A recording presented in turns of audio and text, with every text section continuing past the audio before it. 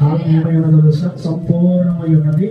దేవుని యొక్క రాజ్యము అతి సమీపముగా ఉన్నది. కాబట్టి ప్రతి మానవుడు ఏం చేయాలా? మారు మనసు పొందాలి, సువార్తను నమ్మాలి, యేసే నిజమైన రక్షకుడు అని అంగీకరించాలి. కాబట్టి వారి గురించి మనం ఏం చేయాలి?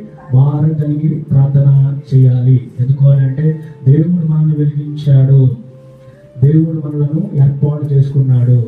అన్ని జనుల నుండి దేవుడు మనలను తన యొక్క కుమారుడు కుమార్తెగా ఏర్పాటు చేసుకుని ఉన్నాడు. ఇది కేవలం దేవుని యొక్క కృప వల్ల మాత్రమే మనము పొందుకొని ఉన్నాం. ఎందుకు పొందుకొని ఉన్నామో తెలుసా? చాలా మంది మన నిమిత్తం ప్రార్థించారు కాబట్టి మనం రక్షించబడ్డాం. కాబట్టి మనము కూడా ఇతరుల గురించి ప్రార్థన చేసినప్పుడు దేవుడు ఏం చేస్తాడో తెలుసా? రక్షణ లేనటువంటి వాడు కూడా దేవుడు తనకు రక్షణ దేవుడు అనుగ్రహిస్తాడు.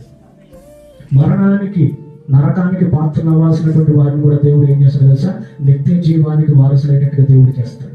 కాబట్టి మనము వారి గురించి ఏం చేయాలి? ప్రార్థన చేయాలి. ఎప్పుడైతే మనం ప్రార్థన చేస్తామో ఆ ప్రార్థన పరిస్థితులను మారుస్తుంది.